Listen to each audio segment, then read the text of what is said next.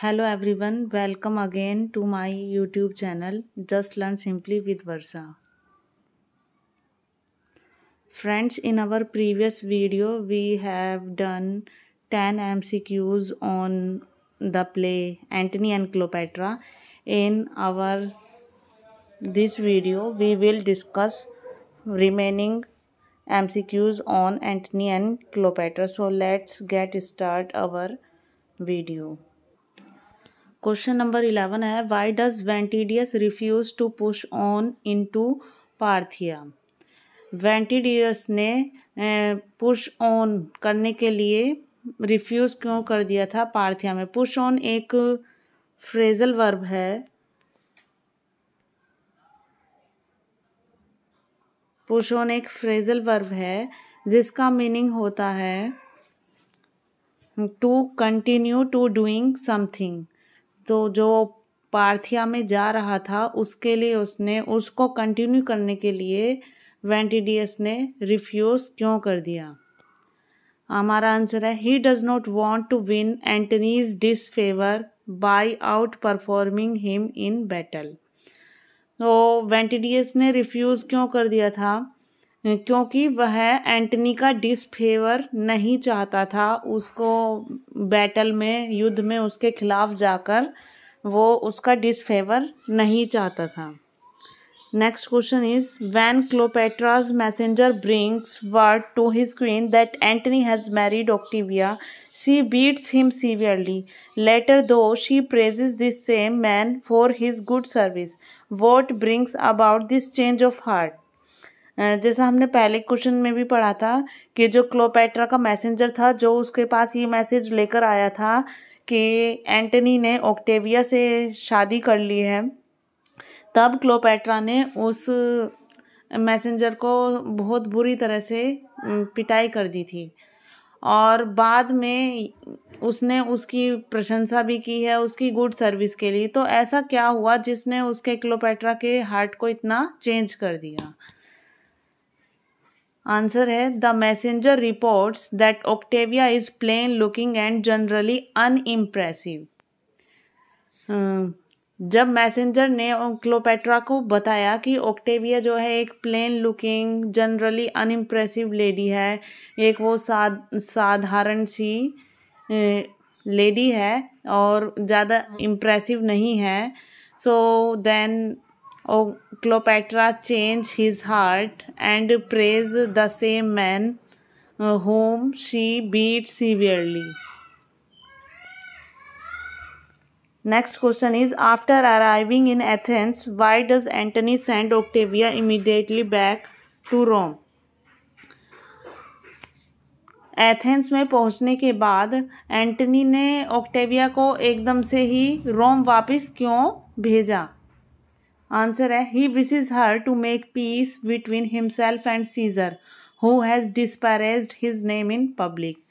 उसने ऑक्टेविया को सीजर के पास इसलिए भेजा क्योंकि वो उनके बीच में एंटनी और सीजर के बीच में जो तनाव चल रहा था उसके लिए वो पीस चाहता था, शांति चाहता था और वो उसे लगता था कि ऑक्टेविया ही वो पर्सन है जो ये सब कर सकती है। तो अपने बीच में पीस का सेटलमेंट करने के लिए उसने ऑक्टेविया को एथेंस पहुंचते ही तुरंत ऑक्टेविया को कहाँ भेज दिया, रोम में भेज दिया। नेक्स्ट क्वेश्चन है what does Cleopatra contribute to Antony's battle with Caesar. Cleopatra ने एंटनी को उसके युद्ध में किसके साथ, एंटनी का जो बैटल थी वॉर किसके साथ हो रही थी, सीजर के साथ में। तो सीजर के साथ में जो लड़ाई थी एंटनी की उसमें क्लोपेट्रा ने क्या योगदान दिया। ए फ्लीट ऑफ 60 शिप्स, एक 60 जहाजों के एक बेड़े का योगदान किसने दिया, क्लोपेट्रा ने। How does Antony react to Cleopatra's first flight from battle. युद्ध में क्लोपेट्रा के फर्स्ट जो फ्लाइट थी उसको लेकर एंटनी का क्या रिएक्शन था, उसका क्या व्यवहार था। He follows her and leads his troops in a retreat. उसने उसको फॉलो किया, एंटनी ने क्लोपेट्रा को फॉलो किया और जो उसके जो ट्रूप्स थे, जो उसके सैनिक थे, उनका नेतृत्व किया, उन्हें लीड किया पीछे हटने में। रिट्रीट मीन्स पीछे हटना, वापसी के लिए उसके ट्रूप्स को, सैनिकों को उन नेतृत्व किया। How does Cleopatra repay Antony after leading him into a retreat? Cleopatra ने एंटनी का जो एहसान था उसे कैसे चुकाया? क्या एहसान किया था उसने उसे? उन्हें जो लीड किया था, उनका नेतृत्व किया था पीछे हटने में बैटल में, तो क्लोपेट्रा ने उसको कैसे रिपे किया एंटनी को? विद ए किस। किस के साथ में एक उसको किस कर कर उसने क्लोपेट्रा ने एंटनी को रिपे किया। Next question is what does Antony request of Caesar after losing the battle to him? Antony ने सीजर से बैटल हार जाने के बाद में उसको क्या रिक्वेस्ट की? एंटनी ने सीजर से क्या रिक्वेस्ट की? To be allowed to live in Egypt with Cleopatra, कि वो उसको इजिप्ट में रहने के लिए अलाउ कर दे। किसके साथ में? क्लोपेट्रा के साथ में। और वो सीजर को क्लोपेट्रा के साथ रहने के लिए एंटनी मनाना चाहता था, बट उसने उसको अलाउ नहीं किया। How does Antony react to the news of Caesar's refusal to grant him permission to live in Egypt? और जब सीजर ने उसको रिफ्यूज़ कर दिया, उसको परमिशन ग्रांट नहीं की, उसको मना कर दिया इजिप्ट में क्लोपेट्रा के साथ रहने से, देन एंटनी ने कैसे रिएक्ट किया? ही बिकम्स एनरेज्ड, वो बहुत ही ज़्यादा एनरेज्ड हो गया, उसको बहुत ज़्यादा क्रोध आ गया, गुस्सा आया। And determines to challenge Caesar in 1-on-1 combat, और उसने सीजर को क्या चैलेंज किया? 1-on-1, के दोनों का आमना सामना हो जाए, एक एक हाथ हो जाए।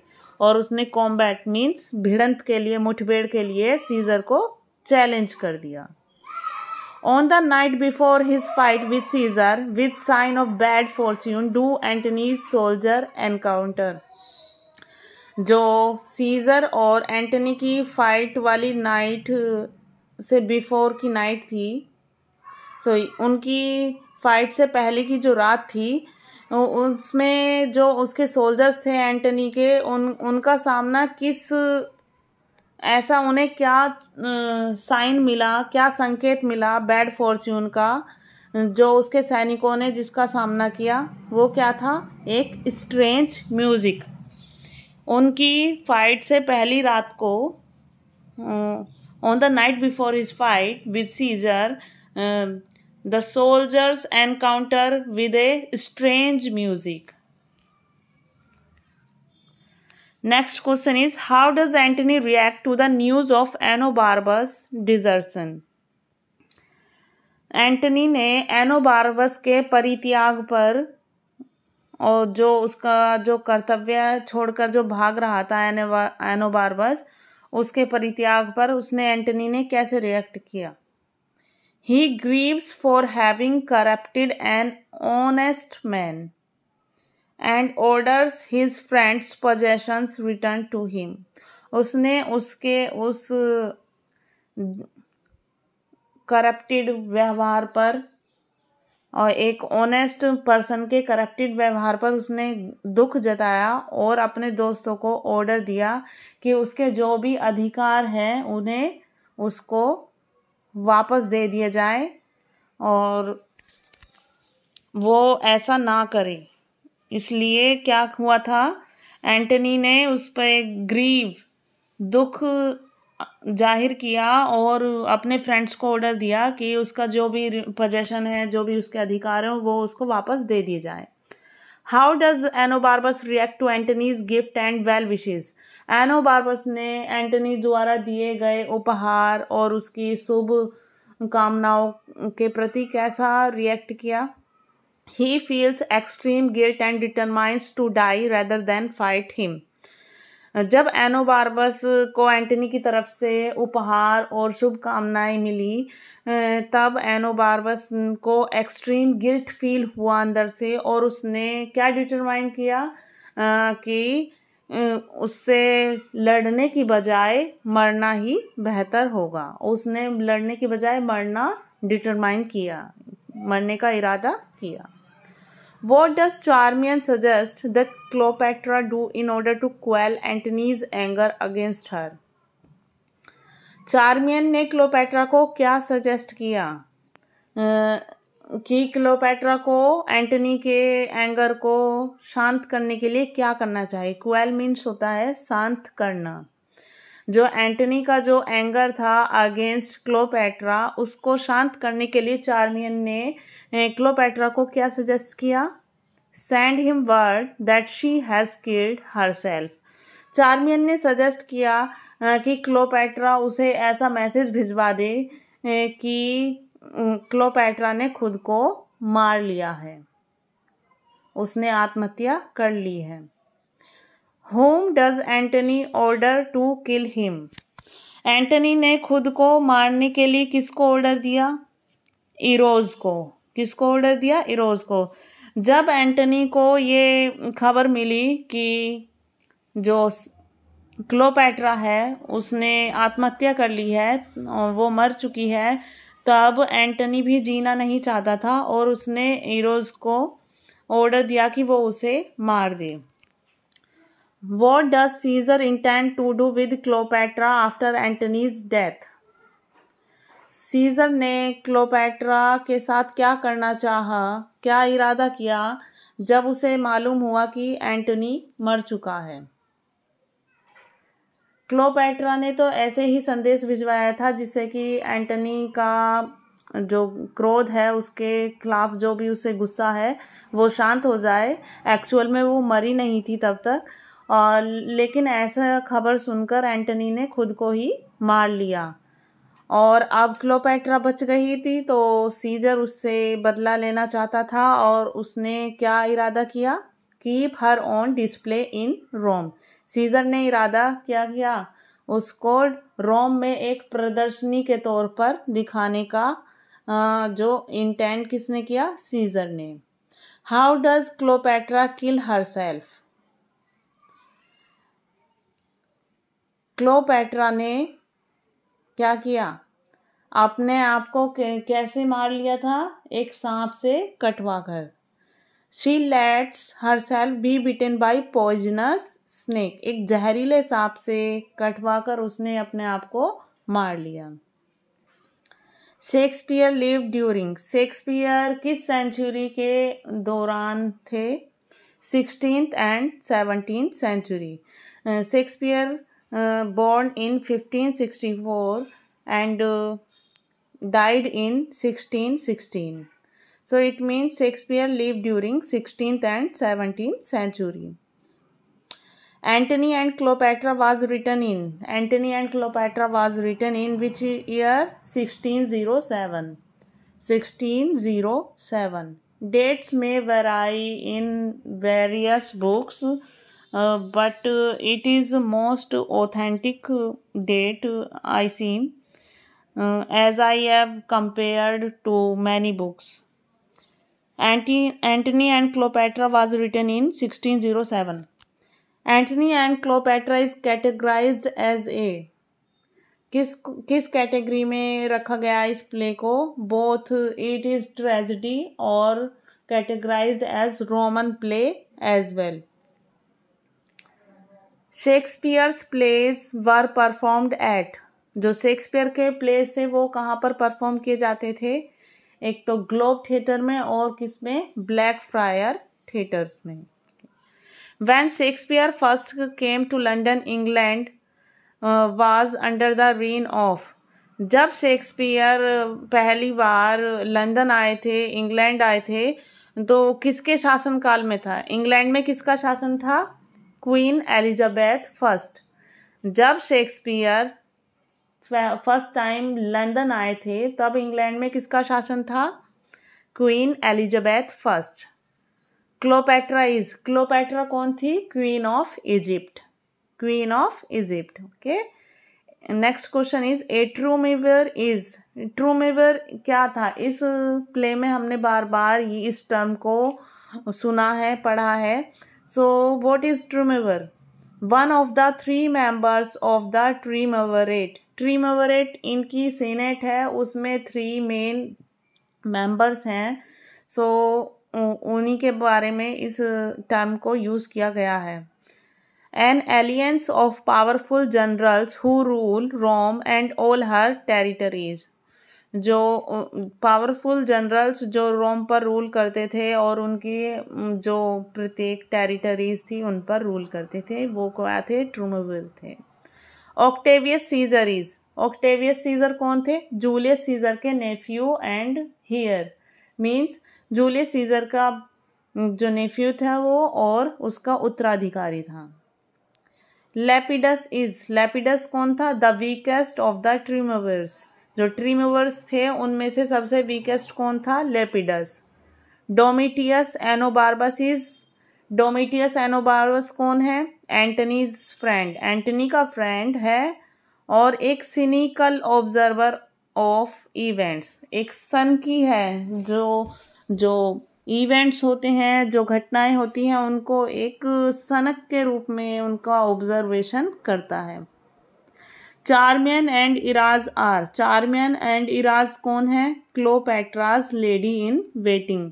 क्लोपेट्रा की एक तरह से हम उन्हें क्या कह सकते हैं? दासी, परिचारिका हिंदी में कह सकते हैं, जो उसको सर्व करती थी क्लोपेट्रा को। ये क्या है? Charmian and Iras, ladies in waiting to Cleopatra. Pompey, Pompey क्या है? कौन है Pompey? Is a power by sea, is a power by sea. The attitude of most of Antony's soldiers regarding Antony's affair with Cleopatra could best be described as, जो Antony के soldier थे उनका क्या attitude था इस चीज़ को लेकर कि एंटनी का जो अफेयर है किसके साथ था? क्लोपेट्रा के साथ। तो जो उसके सोल्जर्स का जो एटीट्यूड था उसके रिगार्डिंग, उसको किस तरह से अच्छे से डिस्क्राइब किया जा सकता है? क्या था सैनिकों का, जो सोल्जर्स का एटीट्यूड था? Disdainful and disapproving, disdainful and disapproving. क्योंकि डिसडेनफुल मीन्स होता है उपेक्षा का, उपेक्षा, घिन का, किसी हे दृष्टि से, किसी को नफरत की दृष्टि से देखना। जो एंटनी के सोल्जर थे, जो उसे एंटनी के अफेयर को क्लियोपेट्रा के साथ में किस नज़र से देखते थे? Disdainful and disapproving. उनकी नज़र में वो डिसअप्रूविंग था, वो सही नहीं था। क्यों नहीं था? क्योंकि क्लियोपेट्रा क्या थी? वो इजिप्ट की क्वीन थी, और जबकि एंटनी क्या था? एक पावरफुल जनरल था। Octavius could best be described as, Octavius को कैसे अच्छे से डिस्क्राइब किया जा सकता है? किन वर्ड्स में? ऑक्टेवियस कैसा था? एम्बिशियस एंड सिंगल माइंडेड, वो महत्वाकांक्षी था और सिंगल माइंडेड था, वो एक तरफा सोच रखता था। क्लियोपेट्रा इज, क्लियोपेट्रा क्या थी? लवर ऑफ प्लेजर, उसको जो ये वर्ल्डली प्लेजर हैं, ऐश्वर्य, धन, वैभव, इनका क्या थी? वो सुख सुविधाओं की, प्लेजर की क्या थी? वो लवर थी, lover of pleasure. William Shakespeare's main source for Antony and Cleopatra is the writer. जो विलियम शेक्सपियर को इस प्ले के लिए, एंटनी और क्लियोपेट्रा के लिए मेन सोर्स क्या रहा है? प्लूटार्च, प्लूटार्च। जो मोस्टली जो प्लेज हैं विलियम शेक्सपियर के, वो कहीं ना कहीं से सोर्स लिए गए हैं। ऐसे ही एंटनी और क्लियोपेट्रा का सोर्स क्या रहा है? Main source Plutarch. Okay, Antony is, Antony क्या है? A great field commander, a great field commander. The soothsayer wants Antony that, जो सूदसायर था, जो भविष्य दर्शा था, फॉर्च्यून टेलर था, उसने एंटनी को क्या चेतावनी दी थी? उसने चेतावनी दी थी कि उसकी सीजर के साथ में जितनी भी वॉर होंगी, जितनी भी लड़ाई होगी, उसके साथ में जितनी भी वो कॉन्टेस्ट करेगा, उन सब में एंटनी की क्या होगी, हार होगी। In all contest against Caesar Antony will lose, Antony Caesar के साथ में हर लड़ाई में हार जाएगा। ये सूदशायर ने उसको चेतावनी दी थी। At the beginning of the play the atmosphere of Cleopatra's court could best be described as, जो प्ले की बिगनिंग में जो क्लोपेट्रा के कोर्ट का जो एटमॉस्फेयर है उसको कैसे डिस्क्राइब किया गया है, both luxurious and static and sensual and lively. अब जो क्लोपेट्रा थी वो कैसी थी, लवर ऑफ प्लेजर, तो उसे सुख सुविधाओं का, धन वैभव ऐश्वर्य इन सब का क्या था, उसको बहुत ज़्यादा ध्यान था, उसको उनके प्रति बहुत ज़्यादा आकर्षण था। तो उसका जो बिगनिंग में, प्ले के बिगनिंग में उसके कोर्ट का एटमॉस्फेयर कैसा दिखाया गया है, luxurious and static and sensual and lively. Cleopatra किस दौर में है, अपनी उम्र के किस पड़ाव पर है वो, इन हर थर्टीज़, अपने 30s के वो दौर में है।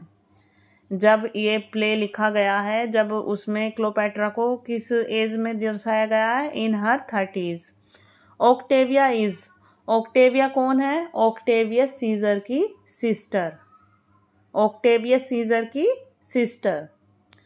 पोम्पी has to agree to the triumvirate terms in act 2 in part because,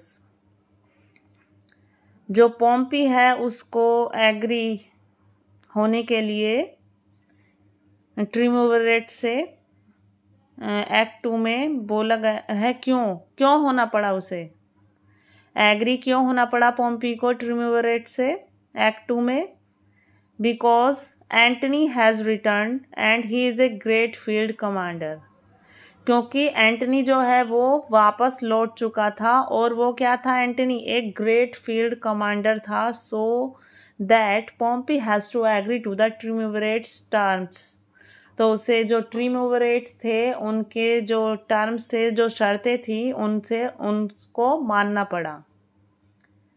the war between Antony and Octavius is initiated by, जो एंटनी और ऑक्टेवियस के बीच में जो वार शुरू हुई थी वो किसने शुरू की थी, उसमें पहल किसने की थी, किसने इनिशिएट किया था उसको, ऑक्टेवियस ने।